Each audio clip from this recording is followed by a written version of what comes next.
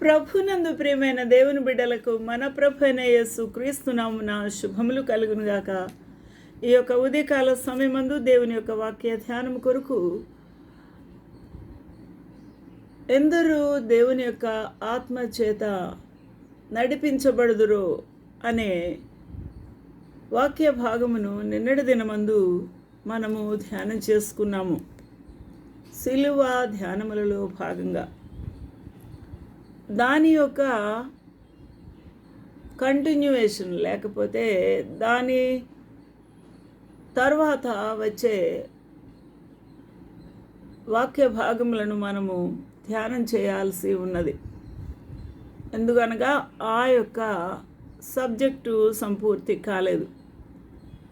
అందువల్ల నా ప్రియమైన దేవుని బిడ్డలకు మన ప్రభువైన యేసు క్రీస్తు నామమున తండ్రి యొక్కయు కుమారుని యొక్కయు పరిశుద్ధాత్మ దేవుని యొక్కయు నామమున మీకు శుభములు తెలియచేస్తూ ఉన్నాను. జీవజలబుటలు by doctor Swapna online ministries నుంచి వెలువడుతున్న ఈ యొక్క వాక్య ధ్యానము మన జీవితంలోకి ప్రభు ఆశీర్వాదకరంగా మన ఆత్మీయ జీవితంలోకి పునాదిగా ఉంచునుగాక. ఆమేన్. ప్రభునందు ప్రియమైన వార్లారా, ఈ రోమీలకు రాసిన పత్రిక 8వ అధ్యాయము ఆత్మీయమైన జీవితమునకు చాలా పునాదిగా ఉంది. కాబట్టి దీన్ని అర్థం చేసుకున్నట విషయంలో మనం ఎట్టి పరిస్థితుల్లోనూ నిర్లక్ష్యము చేయరాదు. ప్రతి విశ్వాసియు దేవుని ఎరిగిన బిడ్డయు మరియు దేవుని ఇంకా తెలుసుకోవలసిన వారు కూడా చాలా జాగ్రత్తగా దీన్ని అర్థం చేసుకోవాలని ప్రభు నామ పేరట మనవి చేస్తూ ఉన్నాను. క్రీస్తు యేసునందు జీవమునిచ్చు ఆత్మ యొక్క నియమము.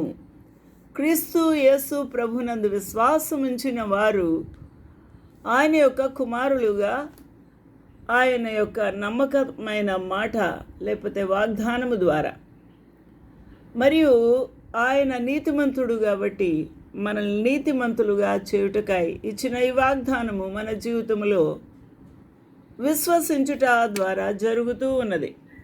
ఒక్కసారి మనము ఈ యోహాను పత్రికను మనము తరచి చూసినప్పుడు ఇది మనము ఖచ్చితంగా అర్థం చేసుకోవచ్చు. యేసుక్రీస్తు ప్రభు నామమునందు ఆయన ప్రశస్తమైన సిలువలో కార్చిన రక్తమునందు మనం విశ్వాసముంచుట ద్వారా జరిగిన ఈ క్రియ.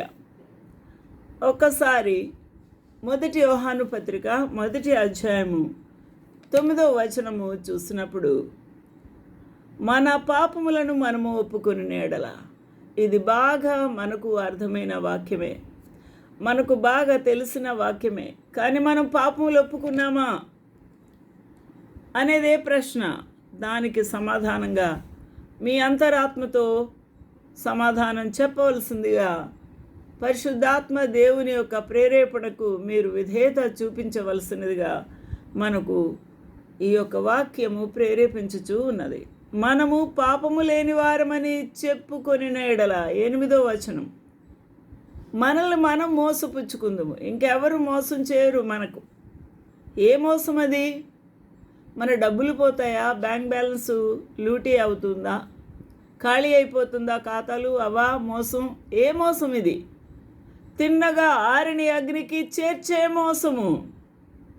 ఇదే దారి అని అబద్ధపు దారి చూపించి, వంకర మార్గములను చూపించి, దేవుని యొక్క లేఖనాల్లో లేని విషయాలు బోధించి మోసము చేయుచున్న అబద్ధము. అబద్ధమునకు జనకుడు అపవాది. వాడి యొక్క కార్యములకు మనము తల వంచితే మోసపోతాం. అందువలన పాపము లేదు, నేను నీతిమంతుడిని, నేను నీతిమంతురాలని, దాన ధర్మాలు చేస్తున్నాను, రోజు గుడికి వెళ్తున్నాను, బైబిల్ రోజు చదువుతున్నాను, రోజు ప్రార్థన చేస్తున్నానని మన హృదయ తలంపులను శుద్ధి చేసుకోకపోతే, మన చూపులను భద్రపరచుకోకపోతే, ప్రభు యొక్క సన్నిధిలో ఒప్పుకోకపోతే మనం పాపం చేస్తున్న వారమే. దురాశ, దుష్టత్వము క్రియరూపంగా, ఆలోచన రూపంలో, ఊహల రూపంలో కూడా మనం చేస్తున్నది ప్రతిదీ కూడా పాపమే. కాబట్టి పాపం వలన వచ్చి జీతం మరణము. మనం పాపం చేయలేదు అని చెప్తే అది అబద్ధమే, మనల్ని మనం మోసపుచ్చుకునుటే. నా ప్రియమైన వారలారా, ఈరోజున ఎవరండి పాపము చేయని వారు? అందువల్ల యేసుక్రీస్తు ప్రభు ఆ పాపపు స్త్రీని, అక్కడున్న యూదులు, ఇశ్రాయేలు వారు, ఆ యూదా పెద్దలు అందరూ కూడా ఆమెను రాళ్లతో కొట్టి చంపుటకు, వ్యభిచారంలో పట్టబడిందన్న నేరముతో ప్రభు వద్ద, ప్రభు పాదాల మీద పడవేయాలని ప్రయత్నం చేస్తున్నారు. ఆయన ఎటువంటి తీర్పు తీరుస్తాడో అని. ప్రభు వారి యొక్క హృదయ అంతరంగములు ఎరిగిన వాడాయి.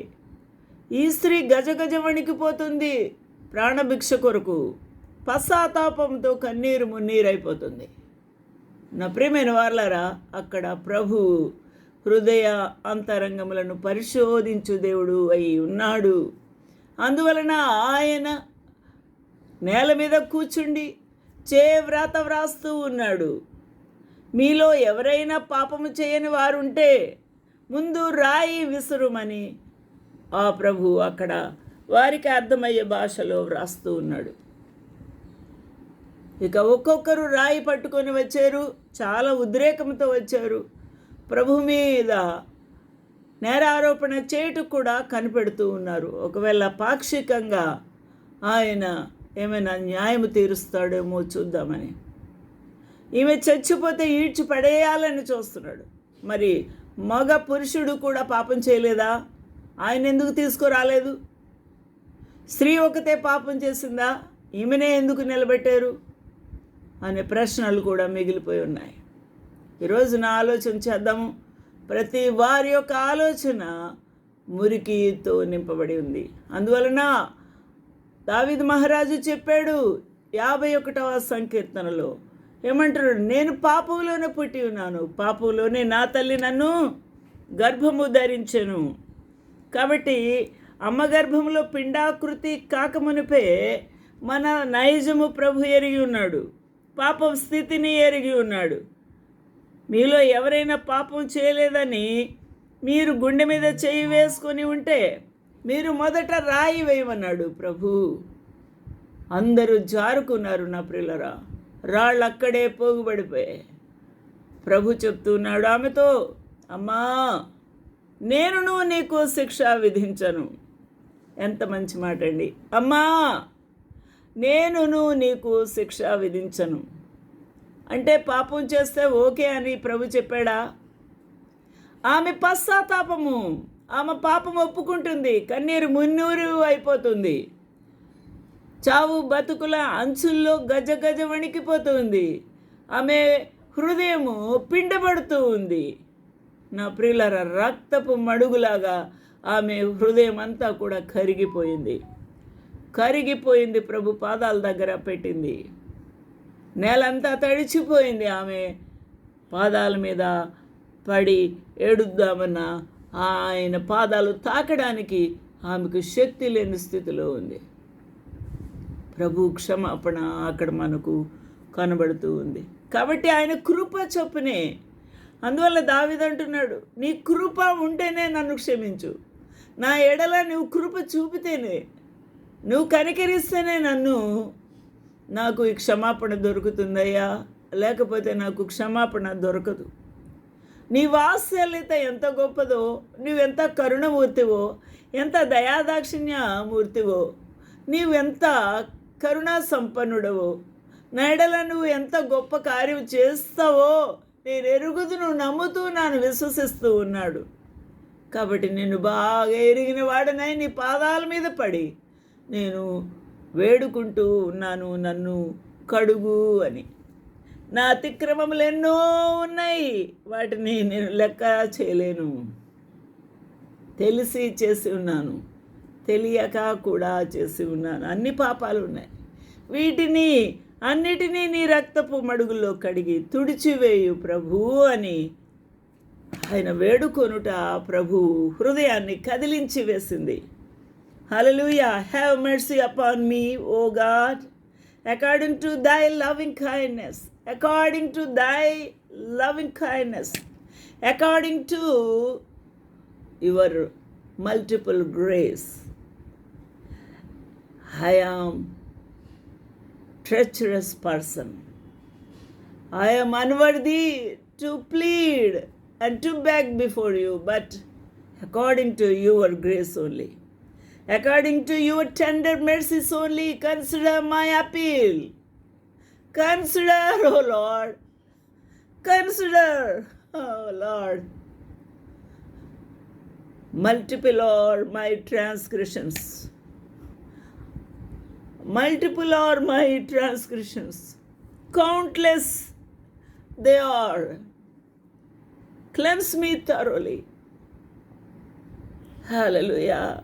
Wash me thoroughly from mine iniquity and cleanse me from my sin. Hallelujah.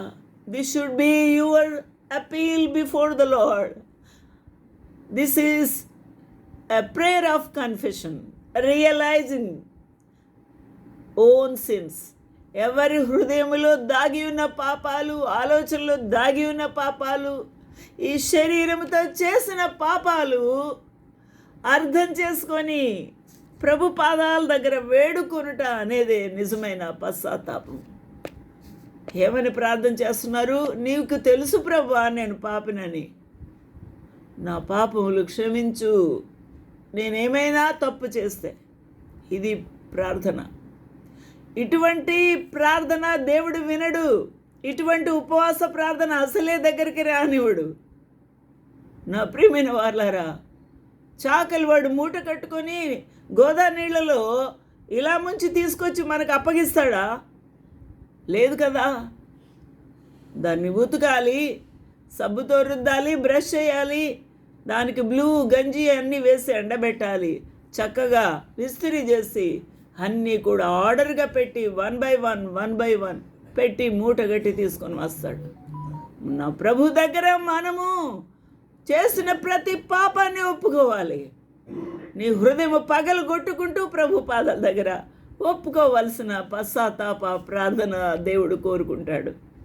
ఈ రోజున ఆహారములో తేడా చేస్తే దేవుడు క్షమాపణ చేస్తాడా? ఓన్లీ వెజిటేరియనే, ఓన్లీ పెరుగన్నమే, ఓన్లీ మజ్జిగ తాగి ఉపవాసం చేస్తానంటే ప్రభు అంగీకరిస్తాడా? నేను అంగీకరిస్తాడా? నన్ను అంగీకరిస్తాడా? నిజమైన పశ్చాత్తాపము నీ హృదయపు లోతులు, గుండెల లోతుల్లో నుంచి రావాలి. హల్లెలూయా. దేవునికి మహిమ కలుగునుగాక. పెదవులతో వచ్చే, ఆచారాలతో వచ్చే ఏ ప్రార్థన దేవుడు అంగీకరించడు. హల్లెలూయా. ఎందుకంటే దావీదు ఒప్పుకున్నట్టుగా మనం ఒప్పుకోవాల్సిన వారమై ఉన్నాం. నా అతిక్రములు నాకు తెలిసే ఉన్నాయి. మనం ఎట్టి దుర్మార్గపు క్రియలు చేసామో మనకు తెలియదా? నా పాపం ఎల్లప్పుడూ నా ఎదుట ఉంది. ఇది ఎన్సైక్లోపీడియా, మన యొక్క brain. It recorded everything and the book of God. లోపల బయట కూడా రాసి పెట్టాడు గ్రంథాల్లో. ఆ గ్రంథాలు ఒక్కొక్క పేరున ఉందండి. నువ్వు చేసిన ప్రతి పని కూడా రికార్డ్ అయ్యింది. అందుకే ప్రభువు 2 వ్యక్తులు పిలుస్తున్నాడు. ఎవరిని పిలుస్తున్నాడు? 2 సాక్షులుంటేనే నేరస్థాపన రుజువు అవుతుంది. అందుకనే ప్రభువు ఆ న్యాయమూర్తి కాబట్టి 2 సాక్షులను పిలుస్తున్నాడు. ఎవరు? యెహోవా మాట్లాడుచున్నాడు, ఆకాశమా ఆలకించు, భూమి చెవియొగ్గు. ఎవరిని పిలిచాడండి? ఆకాశము. Can any man escape from heavens? ఆ యొక్క ఆకాశమును దాటి ఎవరైనా తప్పుకొని ప్రభు యొక్క జడ్జిమెంటు వారి మీదకి రాకుండా తప్పించుకోగలరా? భూమిని కూడా చెవియొగ్గమని పిలుస్తూ ఉన్నాడు. ఆకాశమా ఆలకించు, భూమి చెవియొగ్గు. యెషయా గ్రంథం 1వ అధ్యాయంలో వ్రాయబడిన మాట. నా మాట కాదు ఇది, 2వ వచనం. యెహోవా మాట్లాడుచున్నాడు, ఆకాశమా ఆలకించు, భూమి చెవియొగ్గుము. నేను పిల్లలను పెంచి గొప్పవారినిగా చేస్తుని, కానీ వారు నా మీద తిరగబడి ఉన్నారు. తిరుగుబాటు జీవితము. పాపములు ఒప్పుకుంటే క్షమిస్తాడు కదా, ఆయన క్షమాపణకు రమ్మని అడుగుతున్నాడు కదా. ఎవరైనా వస్తున్నారా? తిరుగుబాటు జీవితము. చెవులు కలిగి కూడా మందమతులై చెవులు లేని వారి వలె యాక్షన్ చేస్తూ ఉన్నారు.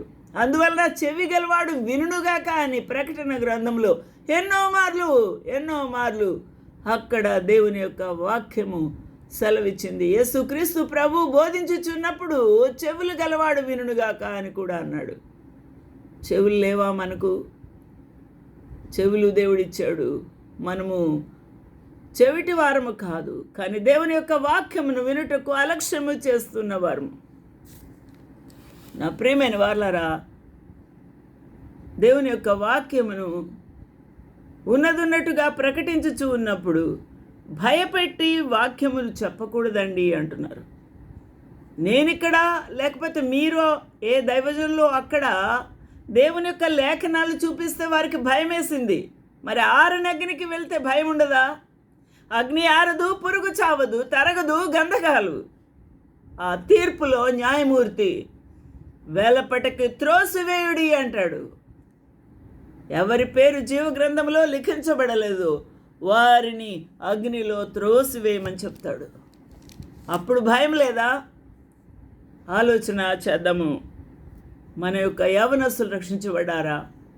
పాపములు ఒప్పుకొని విడిచిపెట్టారా? వారి యొక్క జీవితములు కడగబడ్డాయా? తల్లిదండ్రులు జీవితములు కడుక్కున్నారా? బిడ్డల కొరకు అంగలార్చి ప్రార్థన చేయగలుగుతూ ఉన్నారా?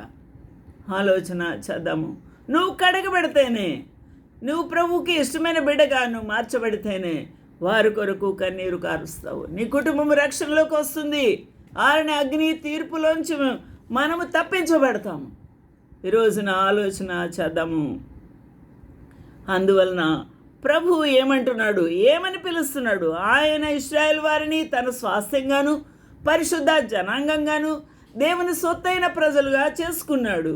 కానీ వారు ప్రభు మీద తిరుగుబాటు చేసిన విధానాన్ని బట్టి ప్రభు ఏమని పిలుస్తున్నాడు? పాపిష్టి జనమా, దోషభరితమైన ప్రజలారా, దుష్ట సంతానమా.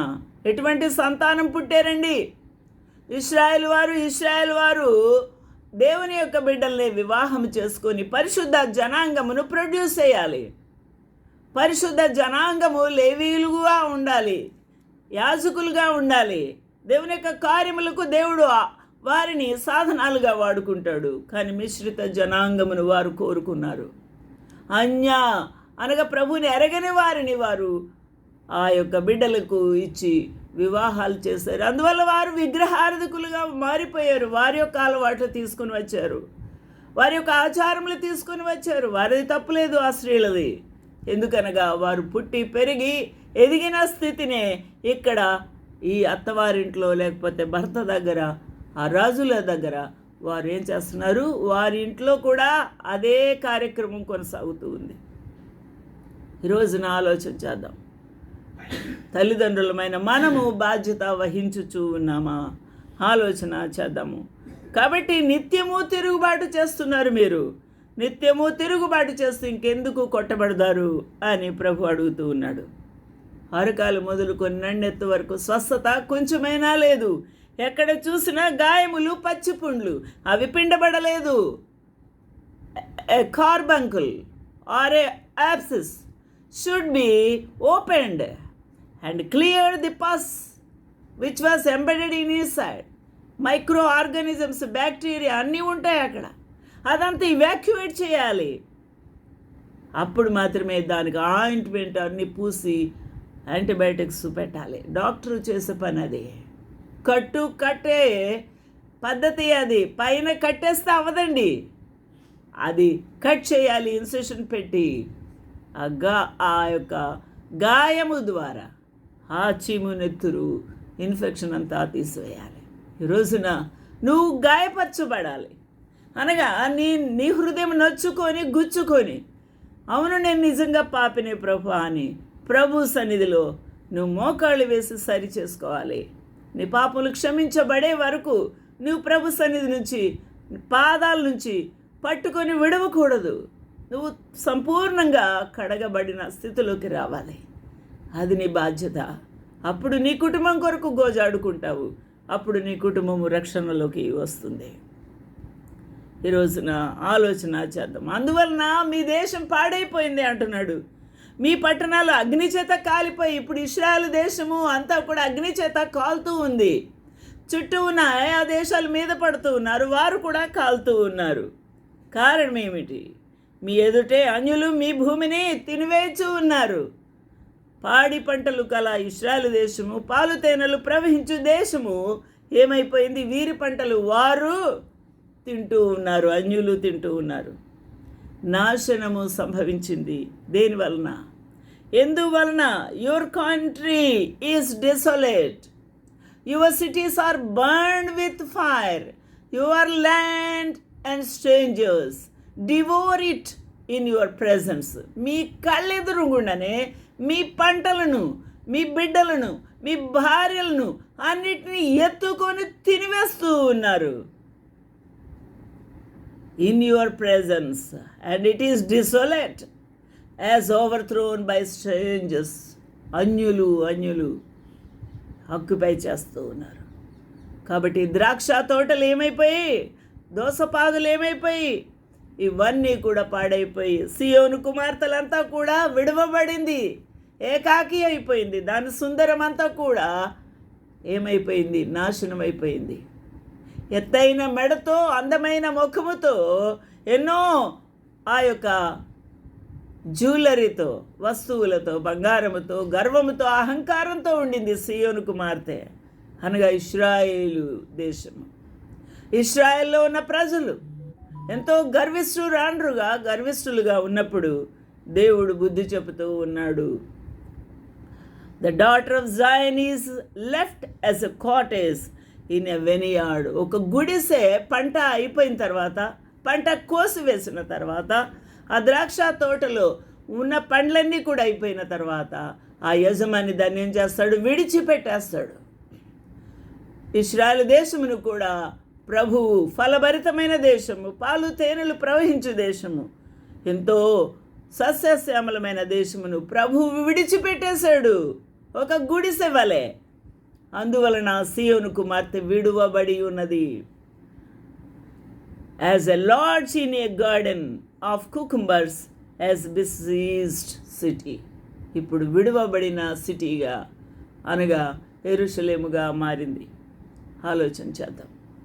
అనేకమైన ప్రాంతాలు, యెరూషలేములో ప్రాంతాలు అలాగే అయినాయి. నా ప్రియులారా, 1947 ముందు శత్రువులు, బబులోను వారు, అశ్షూరీయులు, రోమీయులు, ఇంకా రకరకాల శత్రు దేశాలన్నీ కూడా మీద పడి దోచుకున్నారు, వారిని ఈడ్చివేసి ఉన్నారు.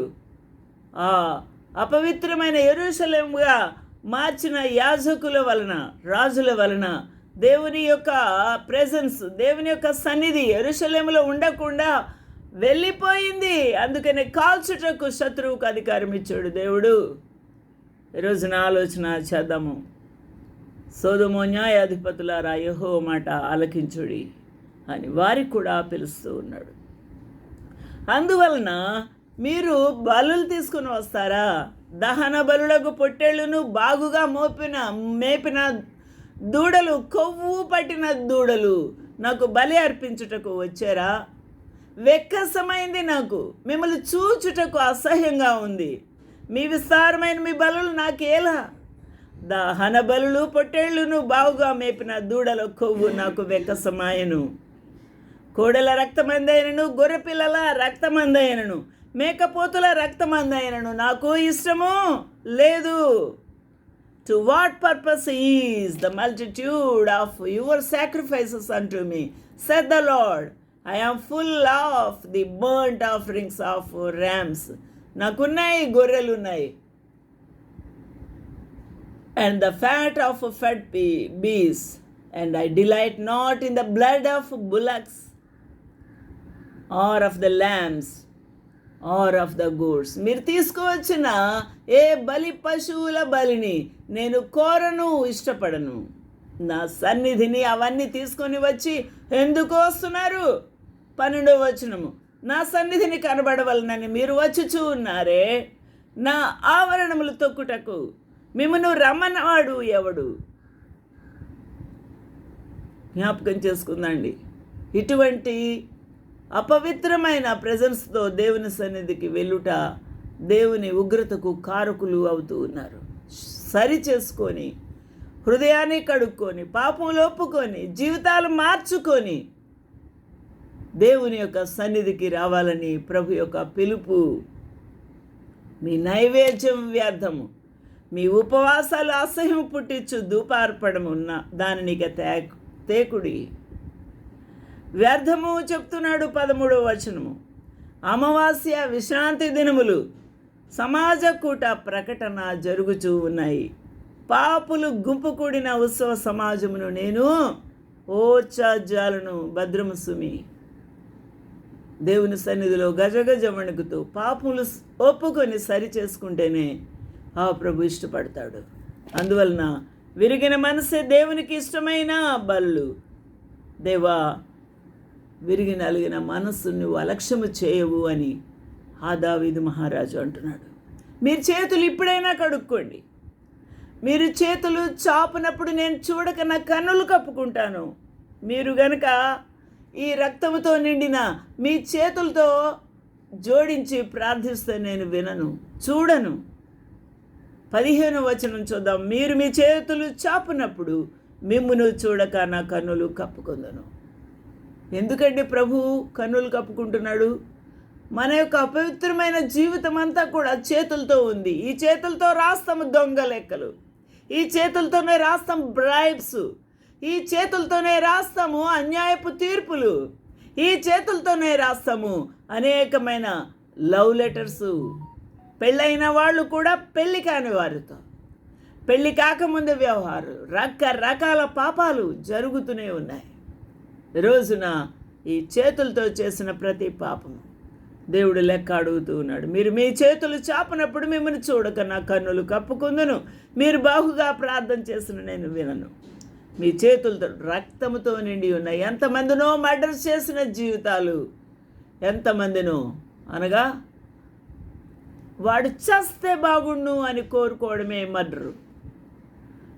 లిటరల్గా చంపుట కూడా. ఇంకా పిండాలు ఆ స్త్రీల కడుపులో, అన్యాయపు గర్భాలు, అక్రమ గర్భాలు, వాటిని నులిపివేస్తున్న జీవితాలు. ఎన్నో మిలియన్స్ పీపుల్ ఆ యొక్క బిడ్డలు నులిపివేయబడ్డారట. అమెరికాలో చూసినప్పుడు ఈ లెక్కలు ఒకసారి చెప్పారు. మరి మన దేశంలో ఎన్ని లక్షల మంది బిడ్డలు, నోరు లేని బిడ్డలు. Mother let me live, don't take away my life, I want to be with you. Mother, let me live. Don't take away my life. I want to be with you.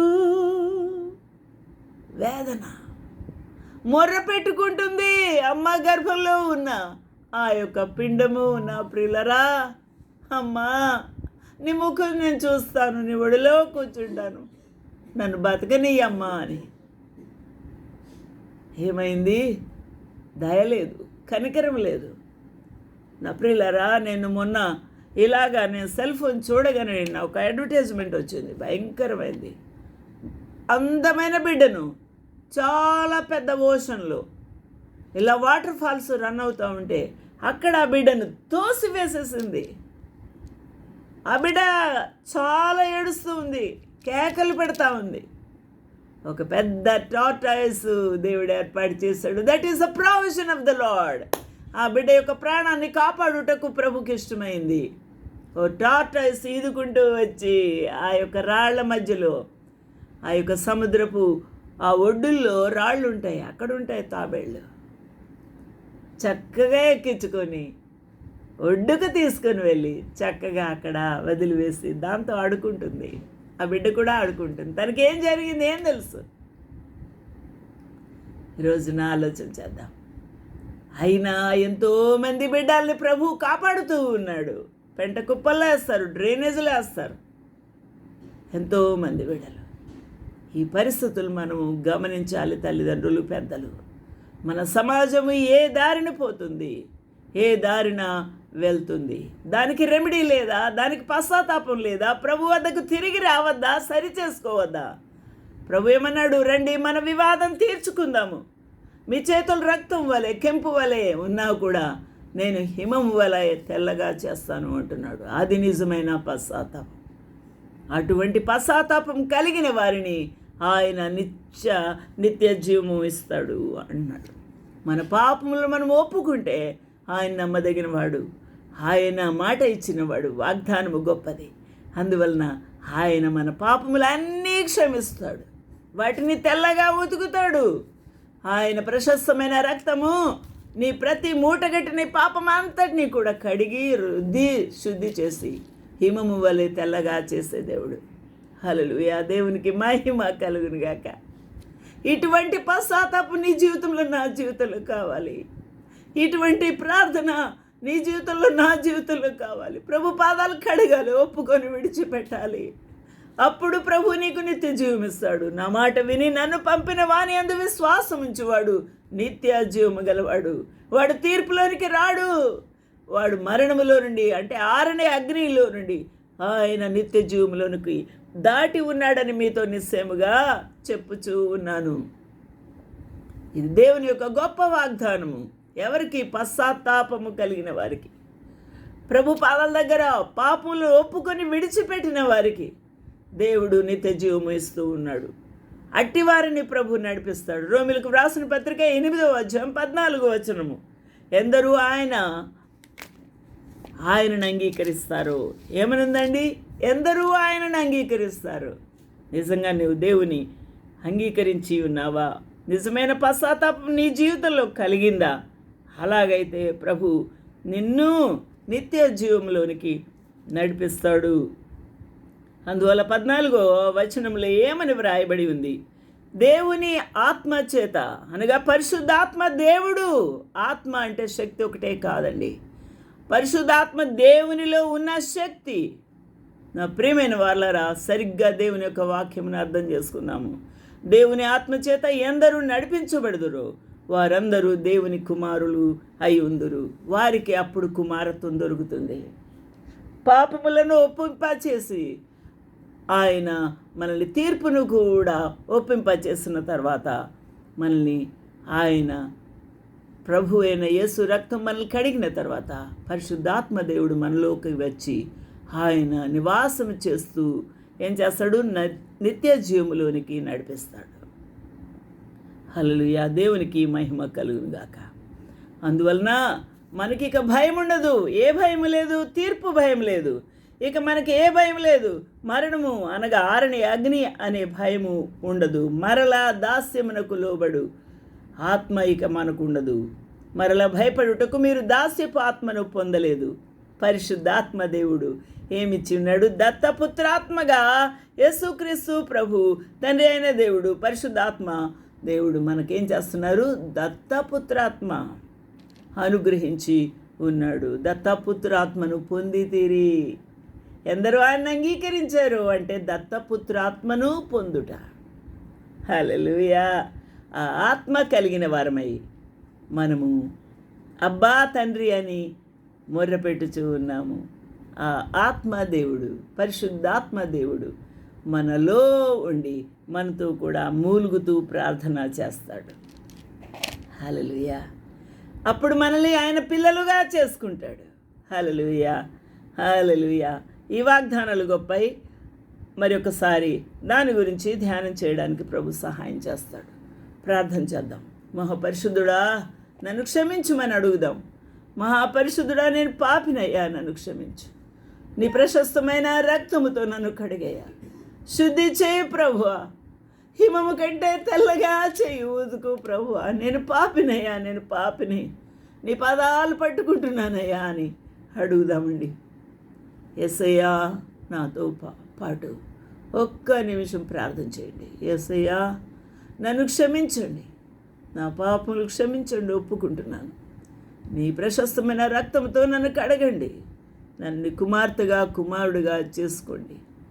ఈరోజున నేను పాపినన్ను ఒప్పుకుంటూ నీ యొక్క ప్రశస్తమైన రక్తము ద్వారా నన్ను కడిగి విమోచించుమని, నన్ను నీ కుమార్తెగా కుమారుడిగా అంగీకరించుమని ప్రభువైన యేసు క్రీస్తు నామమున తండ్రి అయిన దేవుని వేడుకుంటూ ఉన్నాను తండ్రి. ఆమేన్.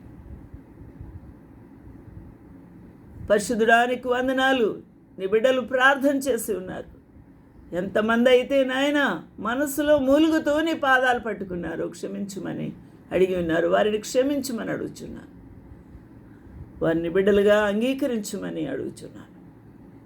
పరలోక రాజ్యములో వారికి ఇచ్చిన స్థానం ఇమ్మని అడుగుచున్నాను. తీర్పు నుండి, శాపం నుంచి, ఉగ్రత నుంచి, ఆరని అగ్ని నుంచి బిడ్డలు తప్పించమని వేడుకుంటూ ఉన్నాను తండ్రి. ఆమేన్. ఆమేన్. ఆమేన్. ప్రభు మిమ్మల్ని దీవించుగాక.